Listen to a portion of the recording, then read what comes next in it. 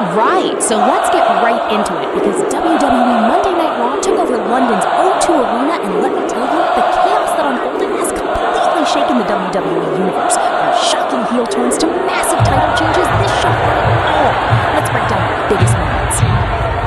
Oba Femi and Jey Uso face off. The show kicked off with the real Oba Femi losing the events and becoming the king of the ring. The crowd completely changed when main event Jey Uso made his entrance. The verbal warfare between these two was intense. Jey made it clear he's ready to throw Femi to get to Cody Rhodes, while Femi warned Jey that missing his mark would mean absolute destruction.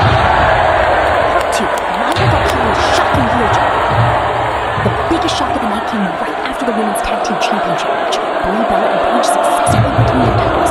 During the post-match, when Bayley tried to console Rival Valkyria, Lyra stunned everyone by launching a vicious, brutal attack on Bayley. Lyra has officially turned dark, and she left the arena without giving any explanation.